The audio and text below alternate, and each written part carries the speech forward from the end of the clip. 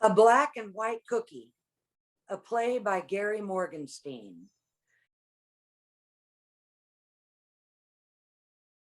Act 1, Scene 1.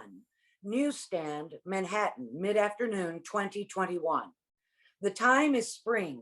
As the lights come up, newsstand owner Harold Wilson, a no-nonsense late 60s African-American male wearing a New York Mets cap, grunts thanks as unseen customers buy papers and assorted snacks. A Mets game plays on an old radio on a shelf next to a propped baseball bat. Harold puts up a sign, closing, end of month. The Cardinals have erupted for 5 runs and lead the Mets 7-1. Disgusted, Harold turns off the radio and returns to his stool. Late 60s Caucasian male Albie Sands, disheveled as if it were a fashion statement, comes to a full stop, staring at the sign. What does that mean? What does what mean? That, your sign right there. What the hell do you think it means? That you're closing. At the end of the month. And leaving. They usually go together. Where are you moving the newsstand? I'm not. Oh, no. You finally reopened a few months ago. What's going on? How's that your business? Well, of course it's my business. I've been coming here almost every day, excluding the capitalist lockdown, for 8 years to buy a sandwich. And yesterday's New York Times. Harold hands Albie the rolled up newspaper and pops a sandwich into the microwave. Ham and Swiss, lightly warmed. Spare the mustard. Which gives me the right to ask where you're going. No, it doesn't. Will you move? You're blocking my customers. Harold waves Albie aside and grunts out change. You're really leaving? Harold taps the sign. Nice. And what about me? Huh? Where do I go? There's a newsstand left on East 13th. Oh, I live on East 9th, just 2 blocks from here. This is more convenient. I'm sorry to mess up your life. As you should be. I have a routine. A ham and Swiss. Spare the mustard. Because I have digestive problems, as you know. I didn't. Remember last January, pre-dystopian nightmare, when I was in bed for 2 weeks with acid reflux? No. Where did you think I went? In my business, people come and go. Most are gone. Almost was. Bingo. Exactly. Then, after my ham and Swiss, I confront the horrors of the world. Do you know why I read the paper a day late? Because it's free? Oh, come on. You must have wondered. No. Never? I don't know. Maybe because the news is a little less horrible a day later. Which is exactly what the ruling capitalist class counts on. Oh, I never would have guessed that. They hope we'll become desensitized to their atrocities. But when you have 24 hours to see nothing's ever going to change, it's much worse. Pandemics, racism, wars, pollution. They want us to accept their oppression as a way of life. But damned if I will. Maybe if you didn't get so upset, you could eat mustard. At the price of turning my back? No, sir. You've been my link to humanity for nearly a decade, Harold. Now you're tearing that away, shredding it into little tiny pieces. You could always read the news online. Everyone else seems to know how to. And get tracked by the NSA? The microwave goes off. Harold hands Albie his sandwich. So why are you leaving? You owe me an answer. Look, Mr. You don't know my name. I forgot. Who else has come for 8 years every day, except for the virus and the acid reflux? I used to have lots of customers. Albie Sands. They shake hands. Well, Albie Sands, if I tell you what happened, will you promise to leave? Okay, my lease is up. And they're raising the rent. After you survive the shutdown and come back. Yes. Shame, shame, shame. Parasitic swine, feeding on the carcasses of the city's small businesses, blood-sucking termites, poisoning the working class. You done? Never. And? And what? I can't afford the increase. What are you doing about it? Harold points to the sign. You're letting the fascist dogs drive you out of business? Seems that way. Oh, after how many years? Including our time together, almost 30. And then? And then what? How will you spend your remaining years after this cowardly decision to run away? Who the hell are you calling a coward? I had 2 tours in Vietnam. And I tried my best to keep you from going. But you still have a gun in your hands. I wish. You can fight back, Harold. I'm retiring and that's that. I got plans. Oh? Yes, big plans. Like? I don't have to tell you. Because you have none. I never thought of you as selfish. You don't even know me. Oh, yes, I do. You wouldn't turn your back on your fellow citizens. I'm turning my back on you, aren't I? I mean, all your customers. Those that are left will go 4 blocks to another newsstand. Like you. It won't be the end of the world. It is. You're the lifeblood of this city, driven out by capitalist pig landlords who obey one rule: profits. We can't let them exploit the pandemic on the backs of the workers. Shame, shame, shame. Together, we must stand up to the oppressors, Harold. Together? Meaning with you? Who else? I've battled these bastards my whole life. Man, you didn't keep me out of Nam, did you? But I got this trying. Albie parts his hair to show Harold a scar. 1968 Democratic Convention. Albie pulls up a sock to show another scar. 1970 protests against the invasion of Cambodia. Harold stops Albie from lifting his shirt. Don't worry. I got tons of experience.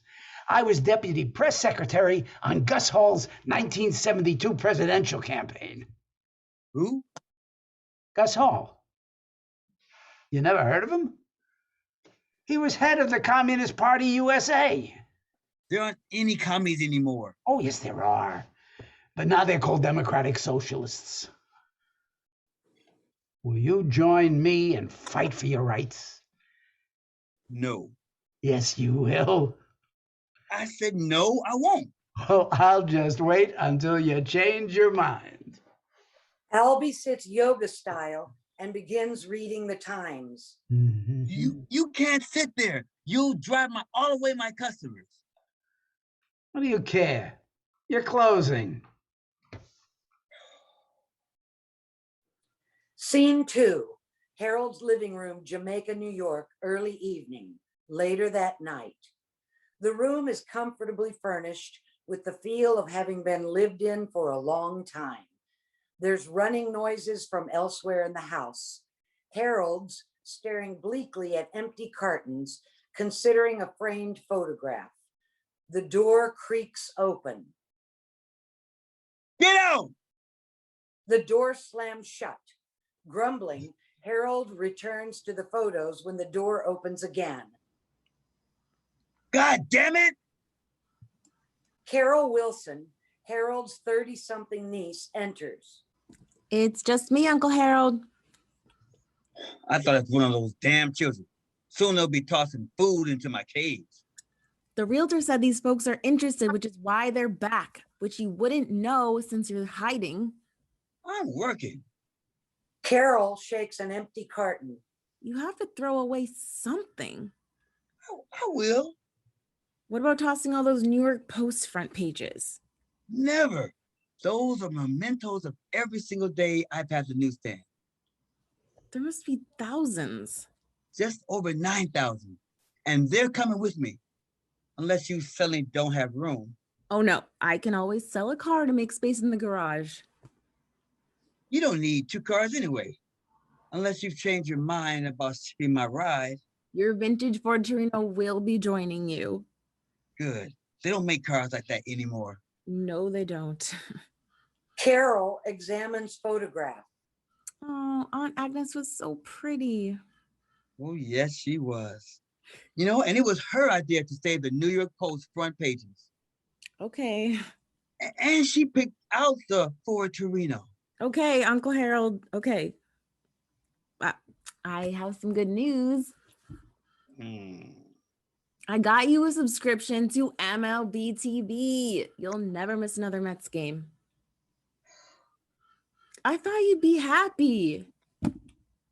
I prefer the radio. Baseball should be seen in person or heard. The only camera angles I need are the ones God gave me. You don't even go to Mets games anymore, back when you could. And I will again. No one's stopping me from going to a baseball game. If I have to, I'll stand outside Citi Field and raise a ruckus. I'm sure you will. Or I won't. Damn games are so expensive. Do you know what they charge for a beer? $14. You don't even drink beer, Uncle Harold. It's the principle, if anyone recalls such a notion. Last time I went, this damn youth behind the counter forgot the sauerkraut on my frank. Sauerkraut, please, I said very clearly. I get back to my seat, unwrap the dog, and what do I find? That's right, nothing. What does it say about a world when sauerkraut on a dog at a baseball game is an afterthought? I don't see the connection between the beer and the hot dog. Because you're not a real fan. The scoreboard would have to tell you when to make noise. If you don't know when to cheer at a baseball game, then you shouldn't be allowed in. There ought to be tests before you can buy a ticket, like knowing the history of your team. Like who was the first Mets manager in 1962? That was before my time. Oh, which means it doesn't count. The world never existed before Carol Wilson was born. Casey Stengel was the first manager, the old professor. Who was the manager in 1969 when he won the World Series? Don't bother guessing because you don't know. Gil Hodges, point proved. No one knows shit anymore. You could start a baseball education movement in Clearwater. Clearwater, where the Phillies train? I promise we'll drive to Port St. Lucie for Mets games. For exhibition games. You can see all the rookies before they become great. If they become great. Otherwise, they're minor leaguers. But since that's the big attraction. You loved Clearwater when you visited. Because I could leave. I didn't have to shop in the grocery store next to damn fools who don't know who Steady Eddie Kranepool was. There are other things to do besides baseball. You can help in my toy store. I'm actually doing okay and nothing fights fear like a kid's smile. What do I know about dolls?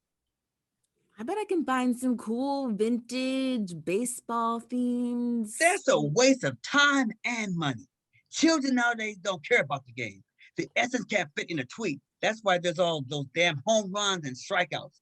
HR, tweet. K, tweet. Bravo, tweet. I understand this is disorienting, Uncle Harold. The house, the newsstand, moving. Are you saying old Harold gets easily confused now? No, you were always ornery. I shouldn't have let you waste your time opening back up. I don't recall that being your decision, girl. I built my business and I wasn't letting some damn virus or fool government or hysterical ninny stop me. You nearly got sick from the stress. But I didn't. You got a cold? Oh, please. They were just sniffles. I shot a brandy into a quart of hot and sour soup and I was ready to motor again. I'm a 67-year-old African-American with underlying health issues who should be dead, but I'm not. You're proud of yourself, aren't you? Yes, I am. What kept me well was playing Zoom chess with Charles Hinton and gin rummy with Jimmy Cobb. They were good friends. I'm glad I went to their funerals when some people in this room said it was too dangerous. And you were the only one there. Someone's got to be. You can't show proper respect and love by signing in and out of meetings. Not for friends like them. Charles and Jimmy, we sure had some fun times together. You'll make new friends in Florida. Listen, let me see if the realtor needs anything. That he got someone interested is amazing. Folks are leaving New York, not buying homes here. And please mail the signed agreement back to the landlord. You need that money. I'll bring more cartons tomorrow. Hopefully you'll have these filled up. Harold takes that in with a grunt. Carol exits.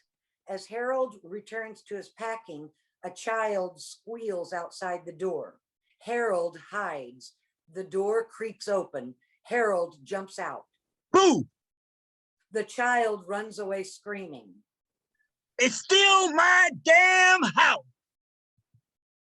Scene 3, Harold's newsstand, early afternoon. It's the next day. Albie puts down a shopping bag and rips up the closing sign, flinging aside the pieces. Hey, that was my sign. Exactly. Was. Albie takes out a bullhorn from the bag. Comrades, you're witnessing the start of a rent strike against shameless capitalist greed. There's no rent strike. Please tell me you didn't pay the last month. I obey the law. The law is for them, not us. A good thing you have me. Together, we will show. There's no rent strike. No sign tearing. Harold grabs the bullhorn, tossing it aside. And no damn bullhorn. I haven't agreed to anything. Oh, yes, you did. And when do you think that happened? When I left last night, you said, see you tomorrow. Because you're here every damn day. Your voice had a different ring. Three Musketeers jauntiness. Let's smash the system. I was just glad you finally left. Ha ha ha! Harold reads one of the signs. Hell no, he won't go. A twist on the original. Got it. Harold examines another sign. Viva la Revolution? Another classic. And Harold reads another sign. Is that Ho Chi fucking Men? With Chairman Mao. Oh, an iconic shot. How old are these? They're duplicates. Oh, I wish I had my originals. I had a great Hang Nixon poster. Albie mimes being hung with fingers thrust out in V sign. I had to throw away a bunch when I moved to 7th Street. I thought you lived on 9th. No, 7th. You said 9th. I have an excellent memory. At this age? It's the second thing to go. Harold returns behind his newsstand. Albie puts up the Viva la Revolution sign. Harold rips it up. Hey, I spent 2 hours on that. Same time I spent on mine. So we're gonna be petty? Uh-huh. What? Since I went to all this trouble, I think I deserve the courtesy of your attention.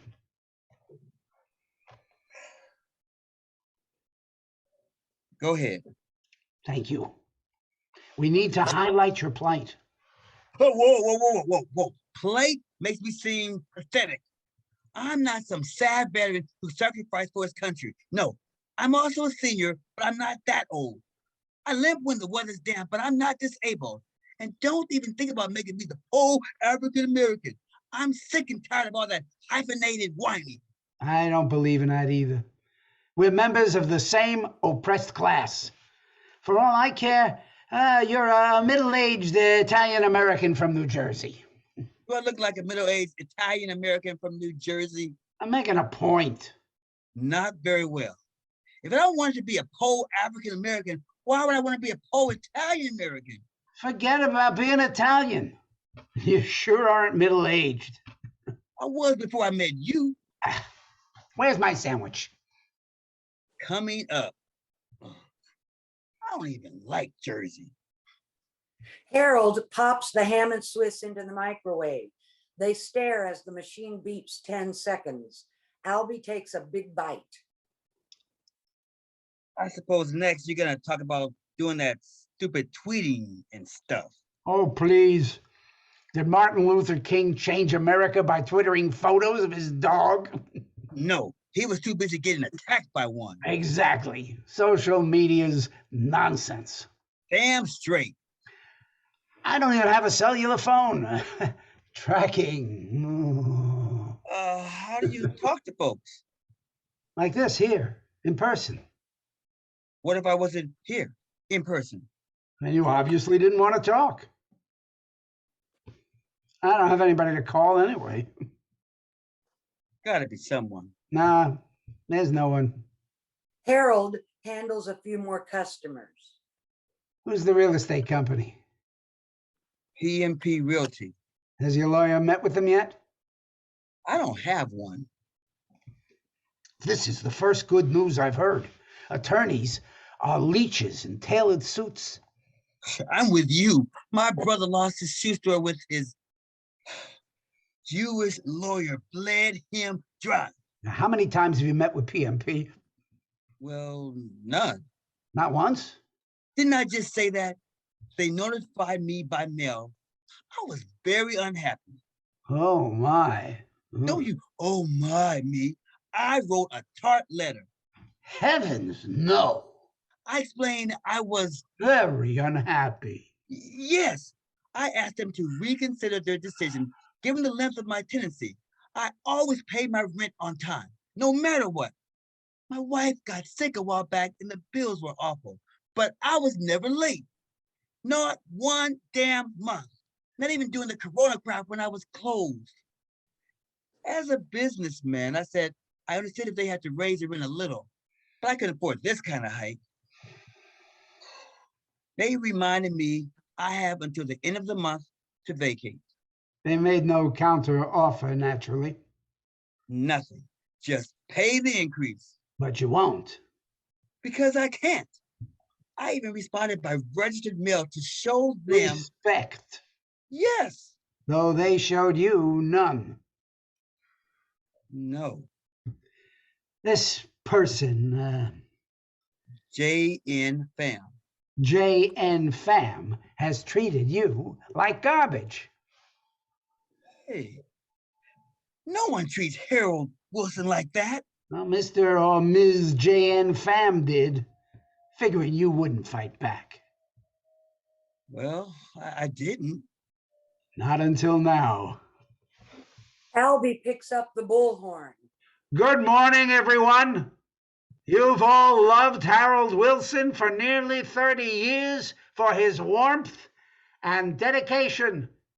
You thought he'd be trampled, dismembered, and eviscerated by the bloodthirsty greed of the fascist corporate interests. Guess again.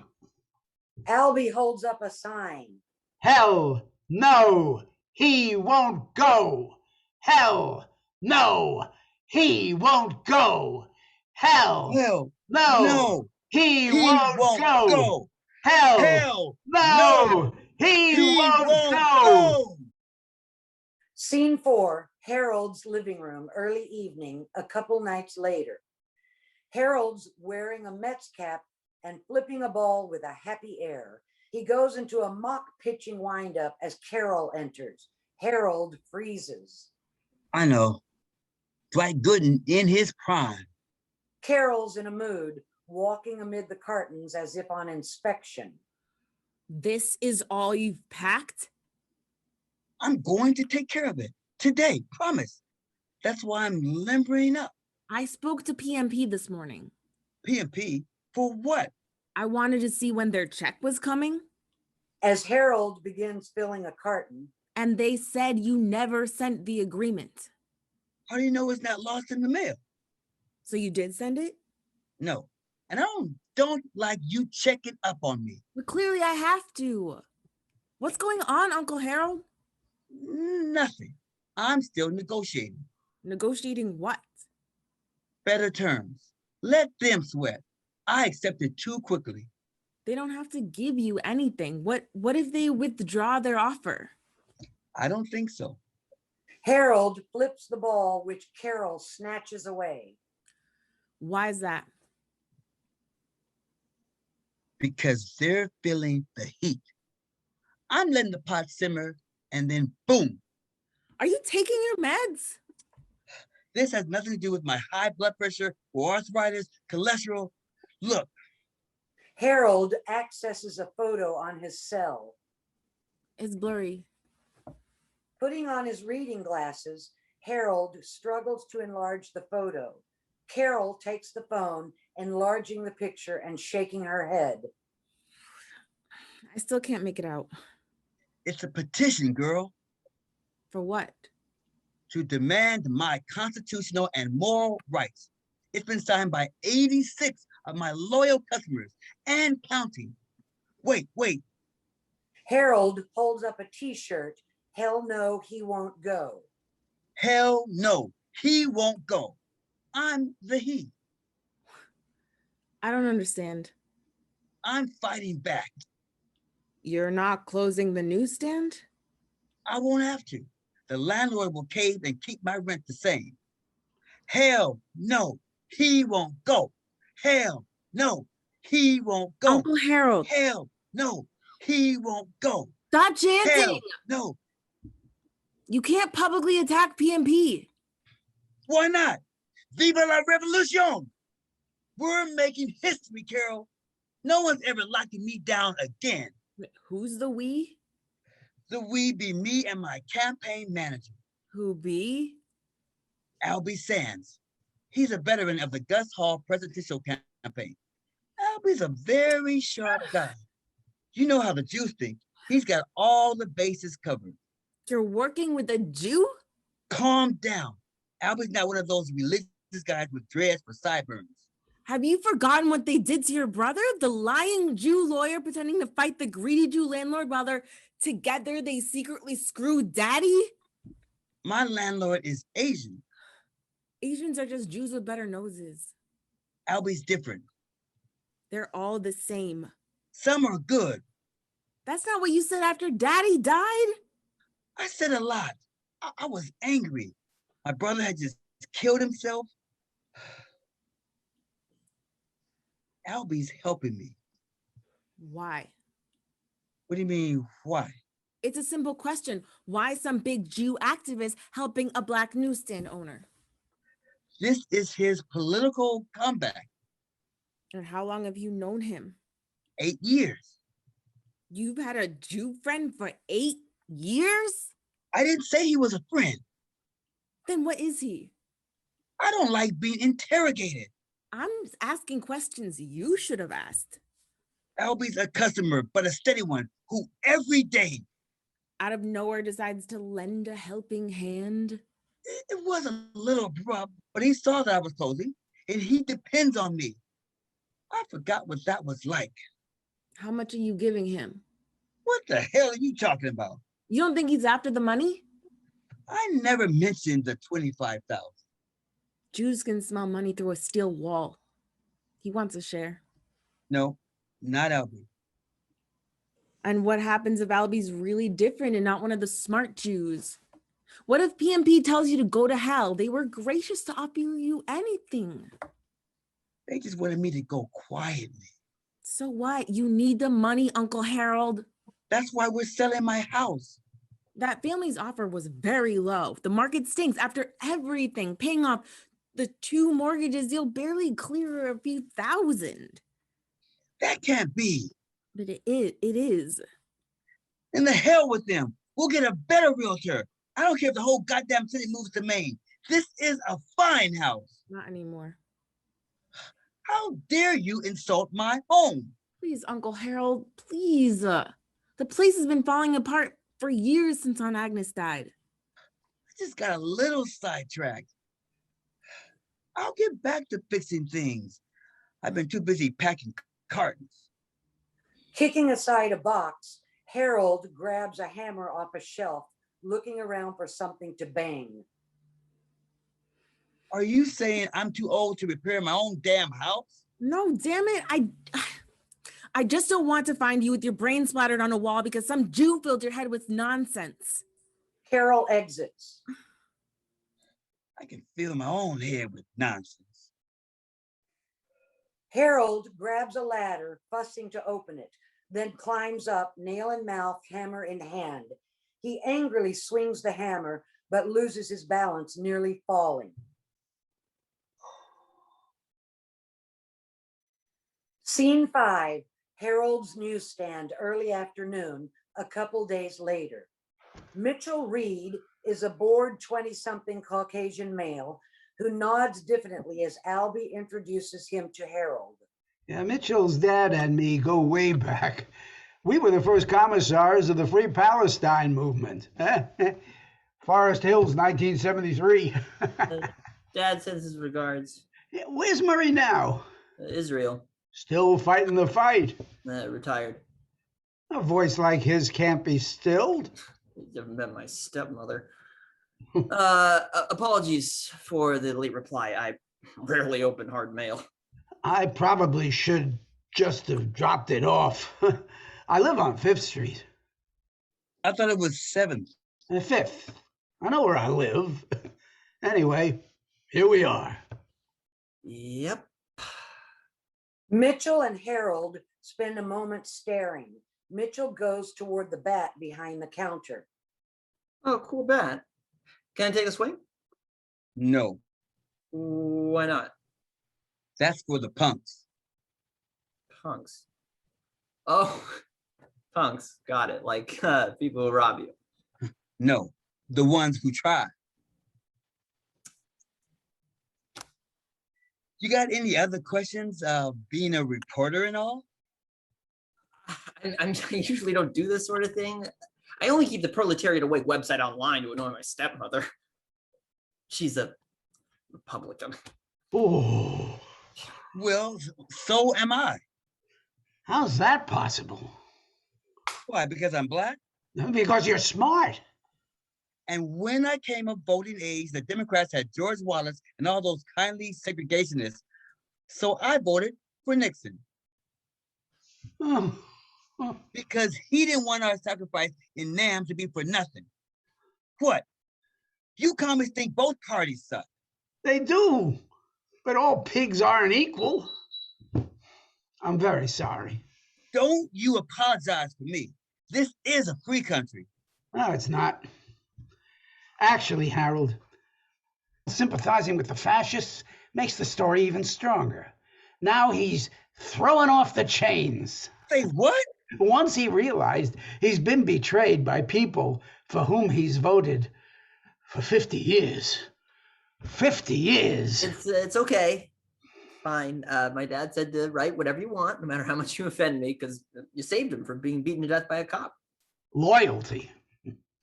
You mean like voting for the same party for 50 years? I hate to interrupt, but I really don't have a lot of time. I've got a meeting at 10. I'm a volunteer at the mayor's office. That pay well? It does in politics. Tell you what, why don't I just write something so all you have to do is put it on the website? Oh, thank you. I still need a photo. Albie spends a few moments setting up the shot, to the growing annoyance of Harold and Mitchell. Mitchell hurriedly exits. Harold returns behind the newsstand, handling unseen customers. Good thing I rescued the story. Oh, what would I do without you? Hmm. I want to approve whatever you're writing. No one puts words in my mouth. Naturally. Before there's more surprises.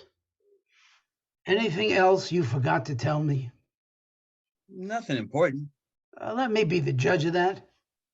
And how do you get to be the judge? You asked for my help. I seem to recall you volunteered. What's the difference? Because I'm curious why you're so interested in my courageous story of shattering the fascist chains.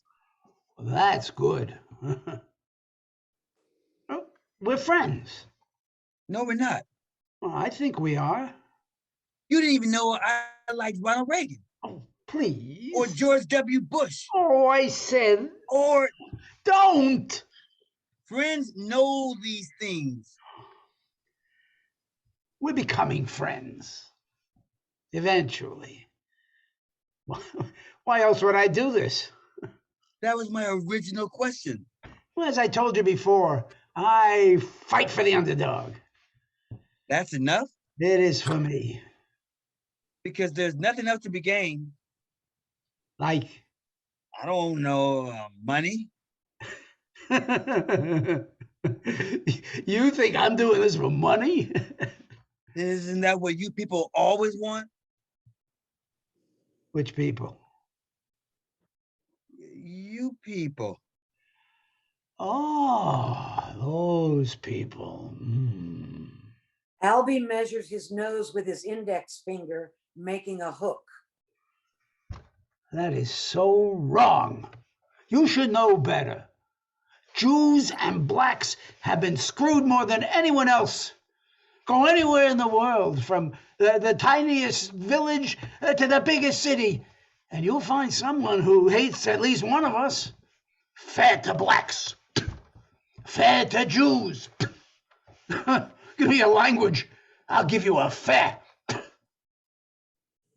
We share a bond against oppression.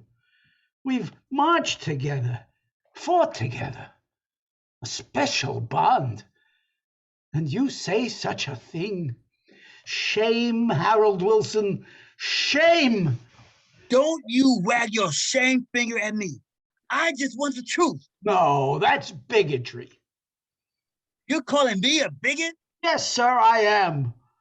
There's a reason why hate's been around so long. It comes in all sizes and shapes and colors. Albie starts exiting, turns and picks up the bullhorn.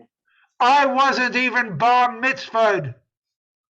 If you're not a real Jew, then why are you so damn upset? Albie tosses aside the bullhorn. Because you think I am, which makes the hate real, like the Nazi blood laws. There you go again, always talking about the Holocaust. There you go again, always talking about slavery. I guess there's a reason we have to keep reminding people. Albie exits. Shame, shame, shame! Upset, Harold fusses with his newsstand. Scene 6, Harold's living room, early evening, later that night. Harold accepts Chinese food delivery by the door. Tell Samuel, thank you.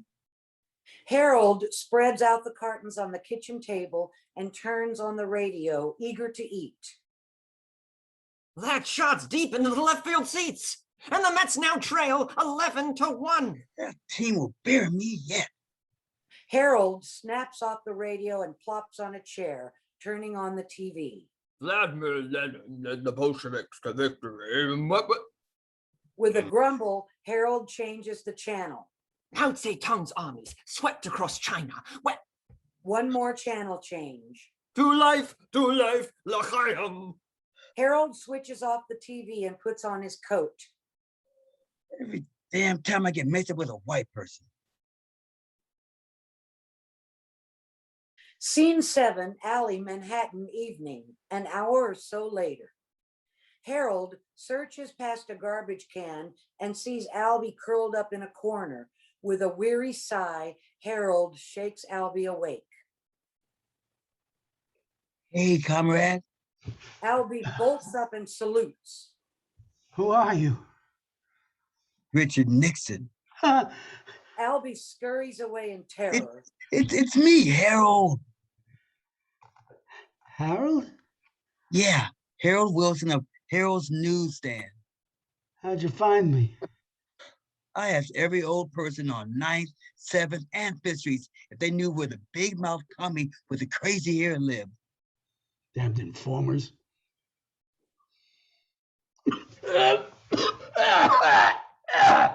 Oh.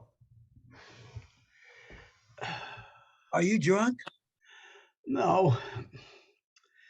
I ate at Uzbek Palace on Avenue A. What? Everyone knows they serve crap.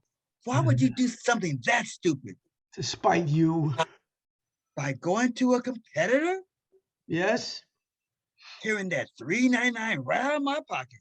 that's right. It's just bad Uzbek food, don't worry. I'm not worried. Guess you forgot to tell me something. Wouldn't you? Yes. Is this your regular? Home? Yeah. Lower East Side is my hood. Even during the lockdown, I only slept on the F train, West 4th to the East Broadway stop and back every night. My grandparents lived here, Harold. Oh, the sights, the smells. Oh, Ratner's onion rolls to die for. Beagle's Bakery had the best black and white cookies. The schmatter salesman on Delancey Street. That has to count for something. Just because I can't afford rent doesn't mean me and my memories should leave. No, it sure doesn't. Guess you've never heard of a Jewish homeless person, us being all rich and powerful. Shit happens to folks in all sizes and shapes, colors and religions. Lifts Come on. Albie by elbow. Come on, man. Where are we going? Havana. Well, you're just doing this because you feel bad for me. Well, yeah, a little. But I couldn't feel bad for your plight as a poor black man. That's different. How? I don't know. Maybe it's not. I can't think clearly when rats are staring at me. You sure about this? Because you're taking one of those people to your house. I've had those people before to my house. Like who? That many, huh? There was Schorr, the plumber. I bet he overcharged. Hell yeah. You know what those damn plumbers are like. Leading the wobbly Albie out of the alley, Harold suddenly stops. I gotta ask. No, I'm not vaccinated. That a problem? No, I was first in line when the vax came out. Oh, too bad. Why? They had tracking chips to each shot. Oh, they'll deny it, like insisting the pandemic's really over. I know what I'm talking about, Harold. A month ago, I ran short and tried getting into a food kitchen. No way unless you show your COVID clean, but I was hungry. So I got the quick swipe at a clinic. They chip you that way, too. I was electrified.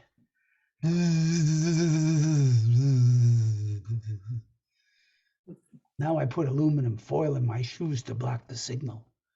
Sometimes under my armpits if the signal's strong. I can hook you up. Don't you bring Reynolds wrap anywhere near my body. Okay. If you don't mind the NSA watching you shave. Harold and Albie exit. Scene 8, Harold's living room, morning. It's the next day.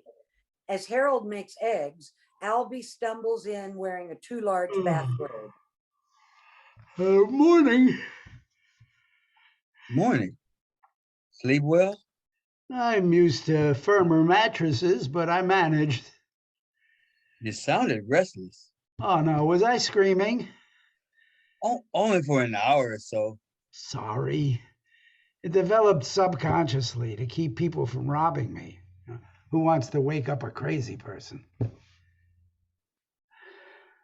By the way, that's my favorite bathroom. Yes, it's very comfy, thank you. Harold serves the food. The shower was wonderfully hot. Just so you know, I pay for water. You were in there quite a while. It's been a few days since I went to a shelter. Nasty places. I'm also washing your clothes. You didn't have to. Oh, yes, I did. I never eat breakfast, just coffee, black, with sugar. 3 spoons. Thank you. This is a very nice house. I was too busy throwing up last night to notice. I'm a little behind on repairs. Well, I can help. Well, I volunteered as a carpenter one summer in Appalachia, way up in the Blue Ridge Mountains. I built outhouses. I like my toilet just where it is. Oh, you haven't lived until you shared a pee with a raccoon at 3 a.m. Save those stories until I get home. I can stay? Where else are you gonna go? Well, excuse me, but the entire Lower East Side is mine by birthright. I know, Shmata heaven. For now, just rest up. I have a new invention called television. I've had a TV, Harold. This one's got color. Here's the remote for the cable. I can figure it out. Your clothes are in the dryer. Is that the machine with the round window? I've lived in real homes, Harold. Like a big sucker in Scarsdale with a hot maid and impossible parents. Sorry. I understand. Thanks for trusting me. Food's in the fridge. That's that big rectangular machine which hums. Harold exits. Albie struggles to use the remote. He gives up. It's all propaganda anyway. Albie looks at the wall and moves the ladder over to fix something. There's the sense of time passing into mid-afternoon.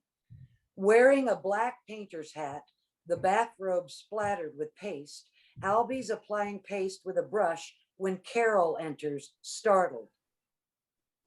Oh, Oh, hi. Albie resumes brushing. who are you? A handyman. In a bathrobe? No, it's less confining, right? Albie demonstrates the ease with which he can work. Will you get down? Albie climbs down. The wallpaper should hold now. I hate when things peel. You must be Carol. And you must be Albie, the commie Jew. Actually, that's an oxymoron since communism outlawed religion. What are you doing here? Albie gestures around the room with the brush. Isn't it obvious? To me, but you've done a good job fooling my uncle. I've never fooled anyone in my life. Bullshit, I know what you're up to. Well, tell me, I'd like to know. You're after the $25,000. The 25... The 25 grand the landlord's giving Harold as buyout money? Those duplicitous fascist bastards. What? It's a typical capitalist trick. I'm not surprised. You guessed there'd be some. Always.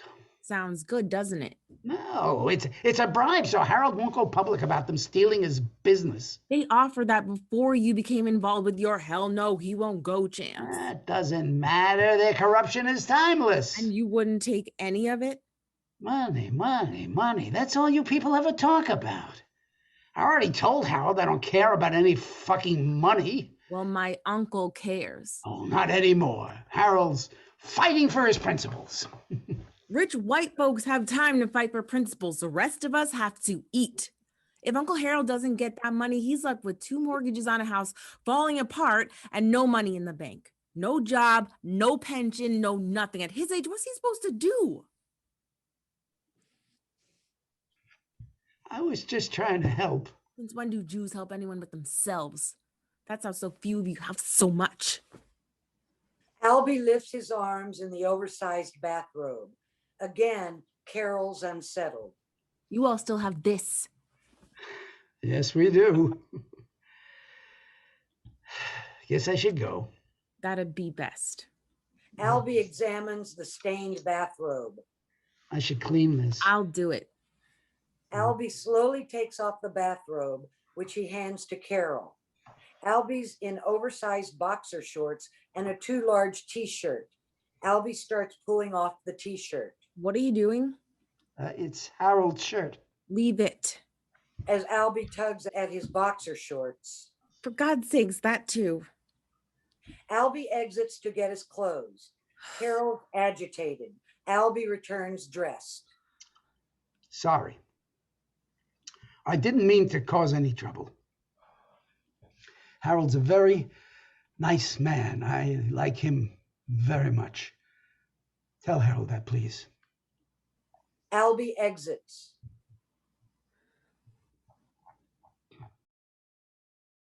Scene 9, Harold's living room, evening, a few hours later. Shaking his umbrella, Harold enters with a grocery bag, surprised to find Carol waiting in a chair. What's up? Nothing. Harold looks around nervously. Who are you looking for? A realtor and noisy children? Oh, no showings tonight. Harold edges around the room. Just thought I'd check in to see how you're doing. Fine, just fine. Carol examines some of the groceries. Since when do you like ham and Swiss? You don't know every little thing I eat. Harold suddenly notices the ladder out. I see you're finally doing some repairs. As promised. Which ones? I don't remember. I did them first thing this morning. Carol flings the bathrobe at him. This jog your memory? Harold examines the bathrobe, wincing. I knew he'd ruin it. Harold exits to search the apartment. Harold returns. Where's Albie? All that matters is he left. Thanks to you. That's right, Uncle Harold. I'm trying to take care of you. Are you now? Well, take care of yourself first. Find some nice girl and settle down and get the hell out of my goddamn business. Now, where'd my friend go? Probably back to his Park Avenue penthouse. Park Avenue? Did you see how he dresses? He's clearly eccentric. No, Albie's homeless. What? Oh, come on. Albie's the only goddamn Jewish homeless person in New York. Maybe America, the world. He can barely keep food down. Screams all night, and you threw him into the rain. Harold fires a withering look and starts exiting. Uncle Harold. Without turning back, Harold holds up his hand, cutting her off. Harold exits. Scene 10, alley, evening, an hour later. Over the sound of rain, Harold holds an umbrella, stepping carefully down the alley.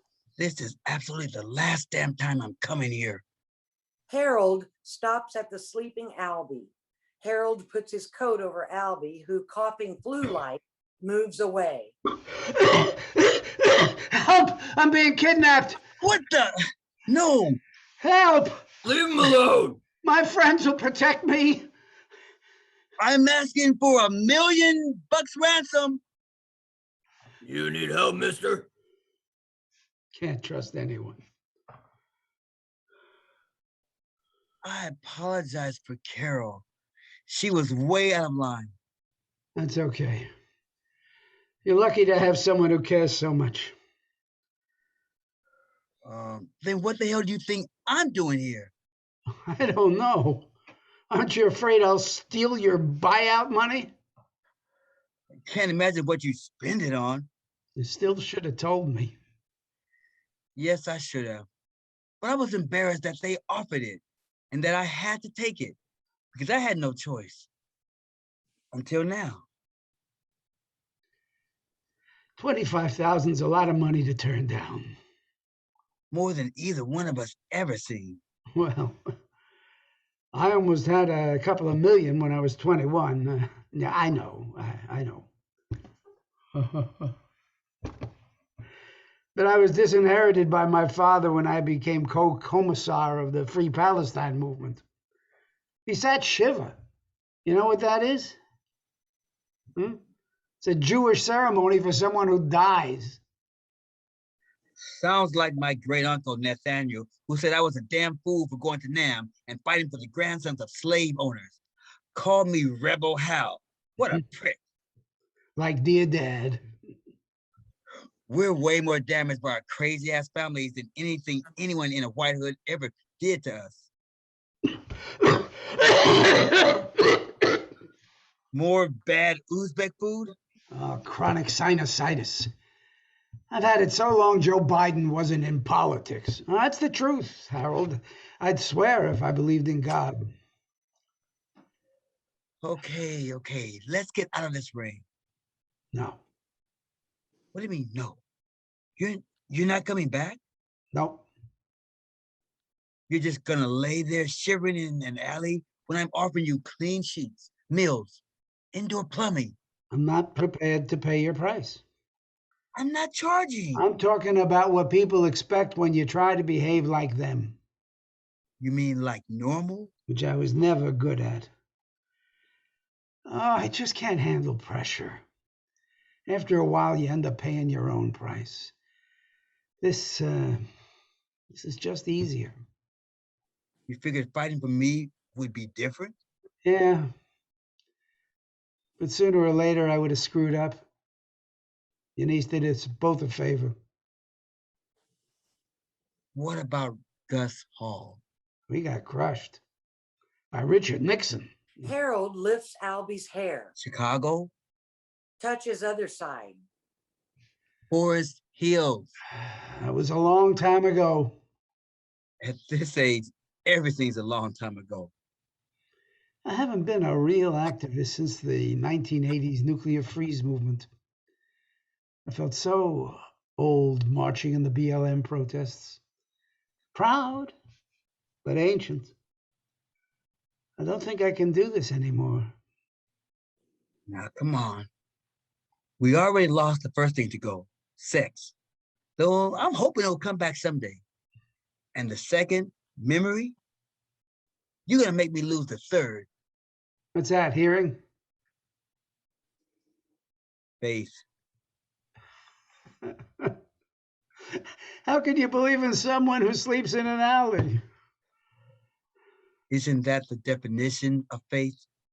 When it makes no goddamn sense except the feeling in your gut. Come on, let's go home. Coughing, Albie slowly struggles to his feet. Harold tugs the coat around Albie and they head off. Suddenly, Albie awkwardly hugs Harold around the waist. A brief, embarrassed intimacy, and they separate. Except you're never using my bathrobe again. What's the size? I'm medium. Scene 11, Harold's living room, evening, an hour or so later. Carol watches with concern as Harold and the coughing Albie enter.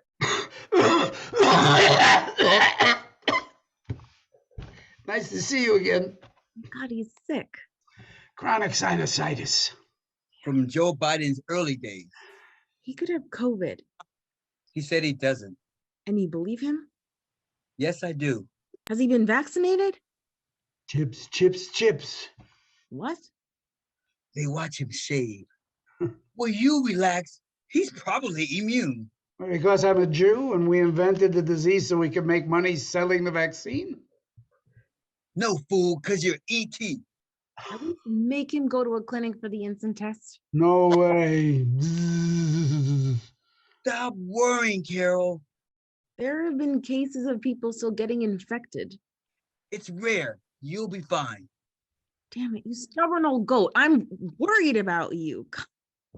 God, all those months frantic, helpless, 1,000 miles away, watching you, sniffling on Zoom, afraid that the next time I sent a link, you wouldn't show because you were running around New York proving you're indestructible. I'm not gonna lose you, Uncle Harold. Not now, not after all this shit we went through. So you want to throw Albie out again? Because he doesn't have the magic certificate? You know what I'm talking about. The magic certificate that says you're okay.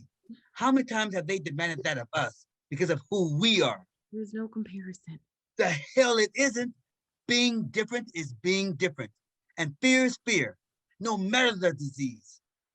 Takes Carol's hand. They can give us a stack of magic certificates a mile high, and we'd still not be okay, honey. Not me, not you, not Albie. And it doesn't have a damn thing to do with getting the damn vaccine. There's no morning in America until the sun comes up, and it's still awfully dark outside. Carol processes, then steps towards Albie. Get into bed. You don't have to. I said, get your sorry ass into bed now. I'd listen if I were you. Albie exits. Carol searches the kitchen cupboards. What are you looking for? Something for Albie to eat. What's wrong with my food? Nothing if you're a goat. Opens refrigerator. An old goat. Opens freezer. Why are there 3 rolls of aluminum foil in your freezer? Where's the takeout menus? On top of the fridge where they've always been? Carol searches through the menus. They're all from Chinese restaurants. What else do I need? You get your protein, vegetables. You have high blood pressure. Soy sauce is a killer. You have high cholesterol. Fried foods are a killer. Jesus Christ, Uncle Harold. Carol takes out her cell. Which place are you calling? I don't know. Peking Kitchen. Now, why would you do that? Because you have the fucking menu, Uncle Harold. That doesn't mean anything. You never throw away a Chinese menu. There's a lot of turnover in the business, especially lately. In case one goes under, you're always prepared. Use Hong Kong #1. It's there with the red lettering. They all have red lettering.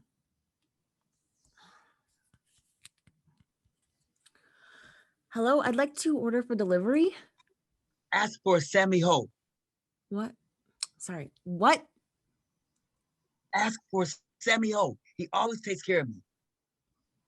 Talk or they'll hang up. They're very busy on Thursdays. Can I please speak to Sammy? I said Sammy Ho. There's also Sammy Shin.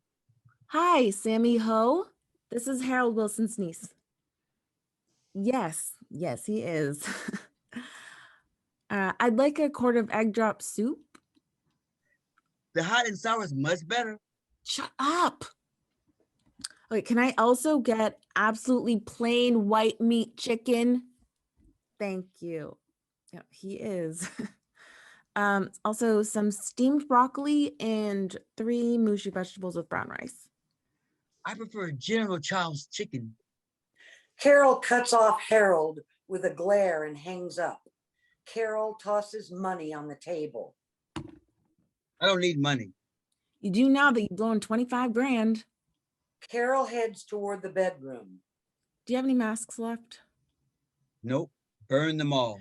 Carol grumbles into the bedroom. Harold waits until the door closes. Sammy Ho, it's Harold. Could you add a couple of egg rolls to my order? Off yelling from the bedroom, Carol storms back in and pours herself a hefty shot of bourbon. What's wrong? Where to begin? He wouldn't let me take his temperature. Then he spit out the flu medicine. Chips, chips, chips. Carol throws down the shot. Albie stumbles in wearing oversized pajamas. Those are my favorite pajamas. Yeah, they're very comfy, thank you. Thought you were going to sleep. I can sense when people are talking about me. It's a terrible gift. As a child, my parents would sit in the living room whispering, "Is he really our child? What will we do with him?"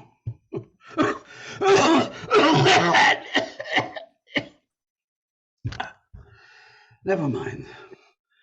I don't have time. We're at a critical stage of Operation Harold. Name for moi. How's that going?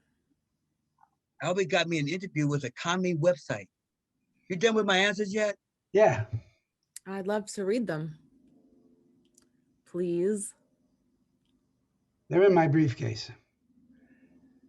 The Food Town bag. Carol pulls out a half-crumpled piece of paper and reads. What's it say? This is very good. It actually sounds just like Uncle Harold. Harold reads over her shoulder. I'm the guardian of the working class's right to know. Now that I like. Very insightful comments. But no mention of Uncle Harold being black. Why would I? We all get screwed. You could have used codes. Girl, let it go. Now, I want to hear. What code? It's also called microaggression, or the way you liberals patronize people of color, always suggesting we need your help some way, somehow, because we're not quite good enough to do it on our own, except when we're throwing a ball. He's not a liberal. He's a goddamn Marxist Leninist. They have codes too. Doesn't everyone? Harold hooks his index finger in the nose gesture. Albie joins Harold and they fist bump their hooked fingers. Your code? Yes. Carol finishes the drink, gathering her thoughts. One interview on a website won't put pressure on the landlord. I know. Got any ideas? Have you done an email blast? Email, the man's afraid to take Theraflu. I'll ask the publicist for my store to pull a New York press list. No publicists. Those are the same immoral people who are part of the same corrupt system, just changing sides. What if I send everything from my email? Okay. Our manifesto of global equality is in my overnight bag. The Foot Locker bag. Albie pours himself a drink. You shouldn't be drinking. Let him. It'll help Albie sleep. Then we can take his temperature. Scene 12, Jay and Fam's office mid-morning, a week later. In jackets and ties, Albie and Harold sit nervously. Damn impolite. We've been waiting over 3. Albie shushes Harold and points overhead, gesturing they're being watched. Jay and Fam enters with a businesslike air. Good morning, gentlemen. As Fam settles at her desk, Harold preens in the company of a pretty woman, adjusting his tie and fussing with his hair. I'm down. The first thing isn't coming back. Faith. I am sorry to keep you waiting. No problemo. I'm sure you're very busy. Like evicting decent working class people. Not so far today, but it is still early. Shame! As Harold nudges Albie to be quiet. Shame. Another nudge. Albie makes a grotesque facial mime of shame. Thank you for seeing us, Miss Fam. My pleasure. Your pleasure indeed. You're finally feeling the heat. From where? The public outcry. I do not care about such things. I am a landlord. Oh, she doesn't care. Why the surprise? You did call me a scabrous capitalist parasite to the New York Daily News. Aren't you? Sometimes. That was probably a bit out of line. Oh, it was not. Let's put that all behind us. We're here to see if you've reconsidered your last offer. Albie pretends to blow away the heat from Fam's desk. You mean raising an egregiously undervalued property to market value? Yes. No. You're still going through with this? Yes. Despite the throngs of outraged workers who'll erupt into violent protests that will shake this city to the core? Yes. Then why'd you meet with us? Did you really think I'd renew the lease? No, you cannot afford to. And after COVID, I cannot afford not to raise the price. We lost millions in rent and legal fees. Oh, poor baby. You need a few bucks. I do not expect your understanding, Mr. Sands, but sympathy has nothing to do with reality. Actually, it often gets in the way. Once I have vanquished a foe, Mr. Wilson, I extend the courtesy of meeting. Say what? You vanquished me? Obviously. No one vanquishes me, lady. I was a goddamn Marine.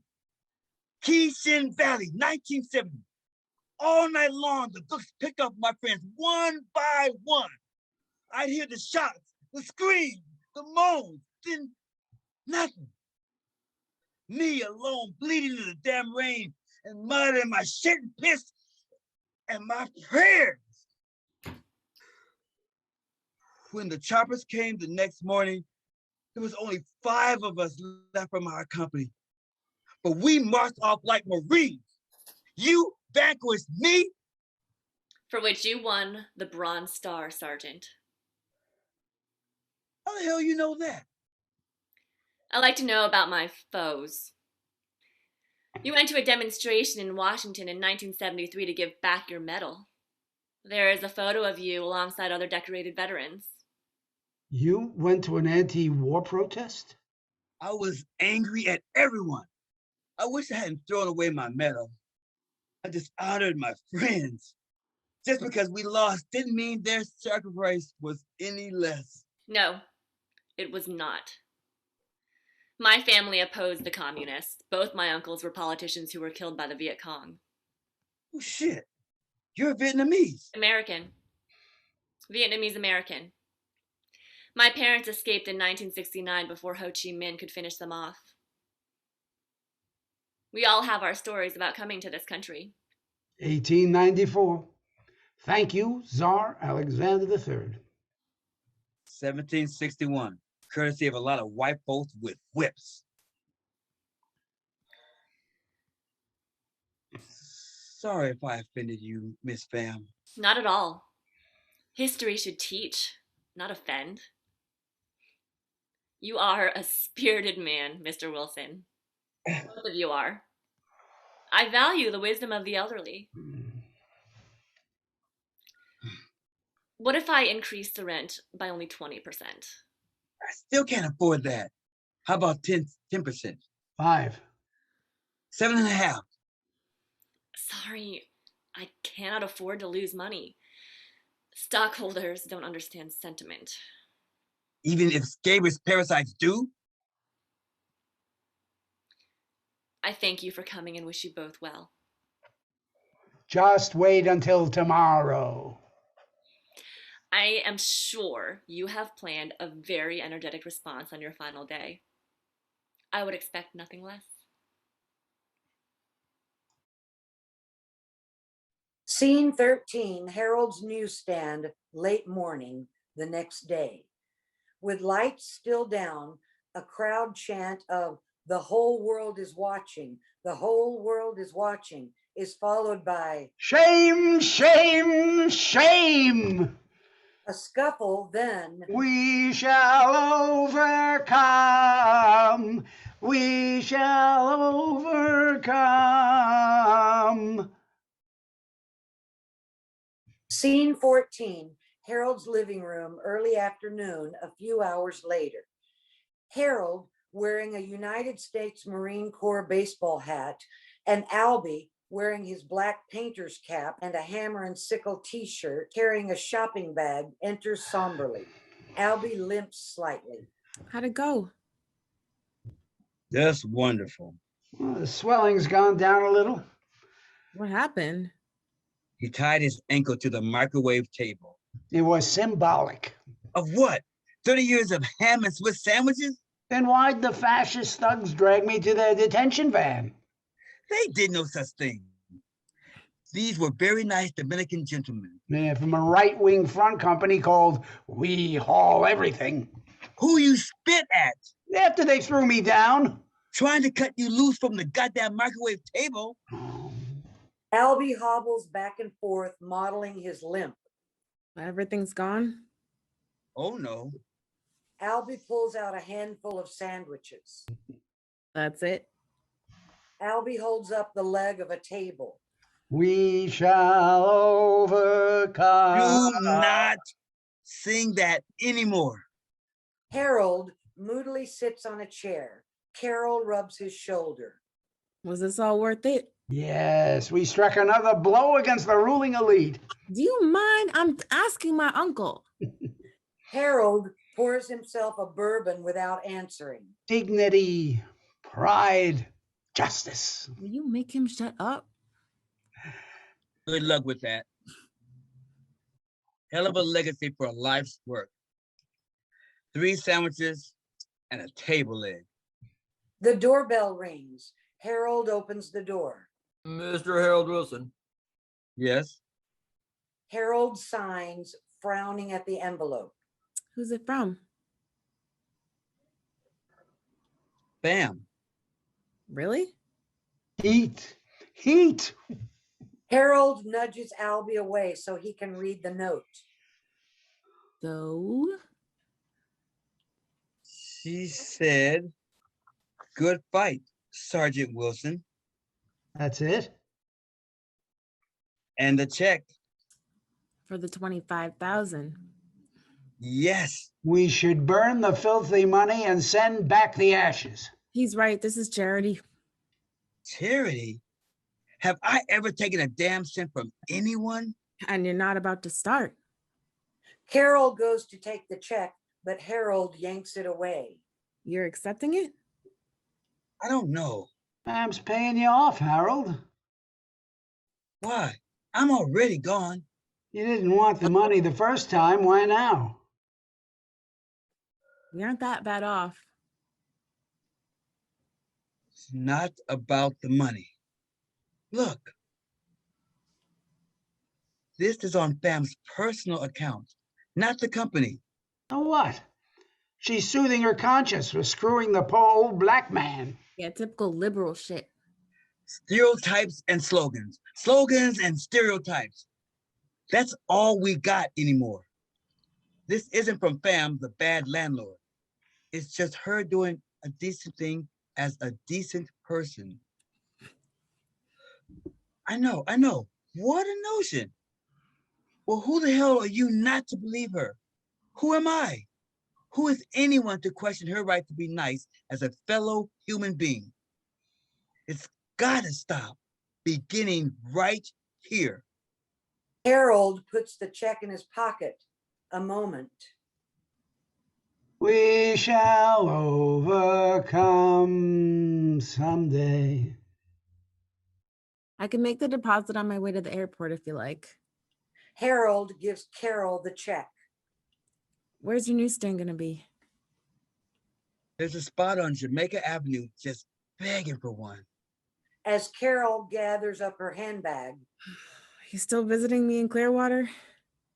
You still buying the Franks? With all the sauerkraut you want. Carol shoots Albie an uncertain look. Don't worry. I hate Florida. See, I told you he was a different kind of Jew. Carol gives Harold a big hug and kiss. Love you. I know, honey. Put ice on that ankle. Yes, doctor. Carol exits. Harold pours himself another drink. I love this idea of another newsstand. Harold and Albie bang together their hooked fingers. I've also got some ideas. Of course you do. You've done the same thing for 30 years. Time to step into the future. Oh, thank you, George Jetson. The whole concept of a newsstand is old-fashioned. Oh, really? Yes, as the regal guardian of the working class's right to know, Don't suck up. you need to give the people more. Ready? No. Political commentary. Political commentary. You mean like those damn fools on TV? No, because I know what I'm talking about. Well, who else? Each day, I'll reveal the truth behind one top story, domestic issues, foreign policy, name it. Citizens will know that if they want the real story, they'll come to, what's the name? Same as always. Harold's Newsstand. Oh, da, da, da, da. We'll work on that. This will be a huge draw. No doubt with you spewing left-wing nonsense. Well, what better place than at a newsstand along with all the other nonsense? Great idea, right? I'll think about it. Excellent. Thinking doesn't mean doing. Naturally. I have another thought. Don't you have wallpaper to paste? Tons. It's about the food. Just hold on. The crowds will get hungry. What's wrong with my ham and Swiss? You've eaten 1,000 of them. Because you had nothing else. There was bologna and American for a while. Did I ever order it? No. Did anyone? What do you have in mind, Miss Alexandra Ocasio-Cortez? Scene 15, Harold's newsstand, early morning, 2 weeks later. In his Mets cap, Harold greets imaginary customers beneath a big sign, grand opening, Harold's newsstand. A Mets game plays on the radio in the background. Thank you. Nice to be here. Albie put up a sign, political commentary by Albie. We have 3 kinds of ham and cheese sandwiches. Welcome, comrades. Harold turns up the radio. We go now to the last of the third at Citi Field. The Mets leading 3-1. In yesterday's New York Times, the mouthpiece of the ruling elites, With the top of the lineup coming up. a system which props up fake progressive values. On a beautiful day for a ball game. Lights come down. Hi, I'm Tudi Roche reading stage directions. Hi, I'm Luke Rosenthal. I'm reading the role of Mitch and various voiceovers. Hello, I'm Jennifer Cheung, and I'm reading the role of Jay and Pham. Hi, I'm Ayla Rose Barreau, and I'm reading Carol Wilson. Hi, I'm Morry Schorr reading Albie Sands. Hi, I'm LeJon reading Harold Wilson.